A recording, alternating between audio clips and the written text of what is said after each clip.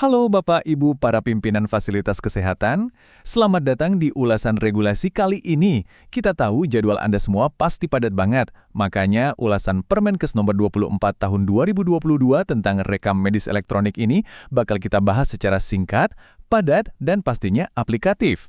Di sini kita bakal ubah bahasa hukum yang kaku jadi panduan manajerial yang gampang banget buat diterapin di operasional harian Anda. Yuk, langsung aja kita mulai.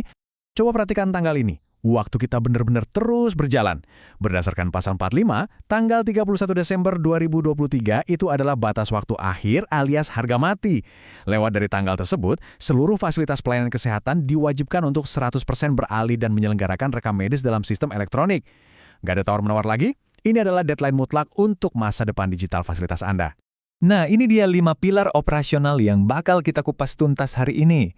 Mulai dari urgensinya, aturan keamanan dan hak akses staf, gimana prosedur penyimpanan dan backupnya, aturan transfer data rujukan, sampai sanksi apa yang nunggu kalau kita nggak patuh.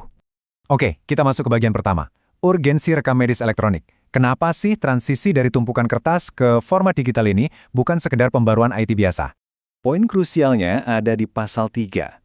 Regulasi ini menegaskan bahwa setiap Vaskes itu wajib menyelenggarakan rekam medis elektronik dan ingat, ini berlaku menyeluruh loh. Mulai dari tempat praktik mandiri dokter, klinik independen, puskesmas, sampai rumah sakit besar dan laboratorium. Pokoknya benar-benar nggak ada pengecualian.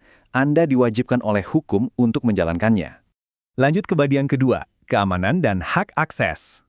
Nah, ngamanin data pasien ini bukan cuma tugasnya Departemen IT, tapi justru jadi tanggung jawab utama di tingkat pimpinan. Menurut pasal 29, ada 3 prinsip keamanan yang wajib dan nggak bisa diganggu-gugat. Pertama, kerahasiaan. Kita harus jamin data nggak bocor ke pihak luar yang nggak berhak. Kedua, integritas. Datanya harus akurat dan sistem harus bisa nyegah perubahan oleh pihak nggak berwenang.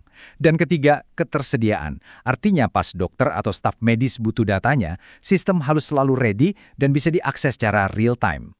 Terus gimana soal hak akses staf? Nah, sebagai pimpinan, Anda wajib mengatur ini dengan ketat di SOP. Untuk staf medis dan staf administrasi, mereka dikasih hak buat nginput dan ngoreksi data. Tapi coba perhatiin deh, batas waktu koreksinya itu ketat banget. Maksimal cuma 2 kali 24 jam sejak data diinput.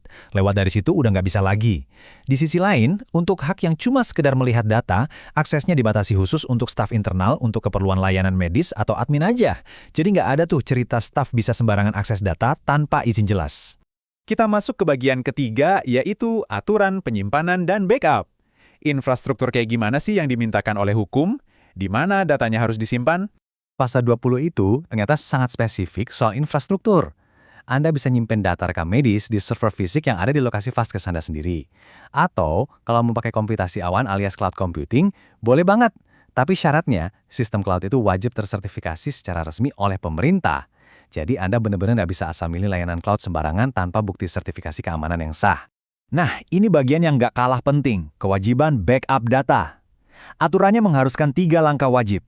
Pertama, server buat backup harus diletakkan di lokasi fisik yang beda dari Vaskes Anda, alias offsite, buat jaga-jaga kalau ada bencana di lokasi utama. Kedua, backup wajib dijadwalkan dan jalan secara berkala. Dan yang ketiga, ini nih yang sering kelupaan, prosedur backup ini harus tertulis resmi di dalam dokumen SOP Vaskes Anda. Lanjut ke bagian keempat, transfer data pasien rujukan. Gimana jadinya kalau pasien Anda harus dirujuk ke tempat lain? Gimana cara datanya pindah?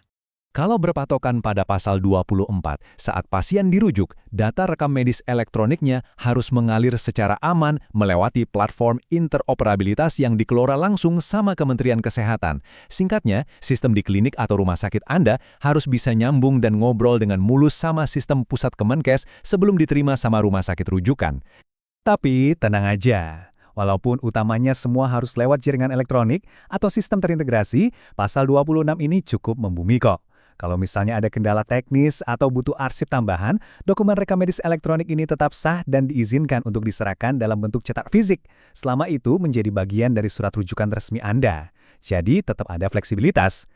Akhirnya, kita sampai di bagian kelima. Bagian yang pastinya bikin kita semua lebih waspada. Sanksi dan langkah selanjutnya. Apa sih konsekuensi nyatanya di lapangan? Ingat, Bapak Ibu, semua poin regulasi yang kita bahas tadi itu punya kekuatan hukum langsung dari negara. Ini bukan cuma saran atau ide manajemen yang bagus. Ini adalah mandat resmi dari Kementerian Kesehatan. Mengabaikan aturan ini, ya berarti kita berhadapan langsung dengan otoritas negara. Dan coba lihat apa dampaknya kalau kita nggak patuh. Berdasarkan pasal 42, sanksi administratifnya benar-benar nyata. Mungkin awalnya dimulai dari sekedar teguran tertulis. Tapi kalau masih belum komplai juga, sanksinya bisa langsung lompat ke rekomendasi pencabutan akreditasi atau bahkan pencabutan status akreditasi fasilitas Anda secara penuh. Bayangin dampaknya. Kehilangan akreditasi itu fatal banget, bisa mematikan izin operasional dan kerjasama asuransi di tempat Anda. Jadi, pertanyaan terbesar buat Anda dan seluruh tim manajemen hari ini, apakah standar prosedur operasional atau SOP di fasilitas Anda udah benar-benar diupdate buat menyambut era digital ini? Udahkah hak akses dikunci di 2x24 jam?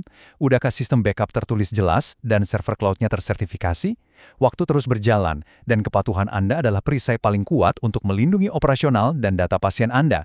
Jangan tunggu sampai sanksi turun. Yuk, pastikan fasilitas Anda siap dan mari melangkah ke era kesehatan digital dengan aman.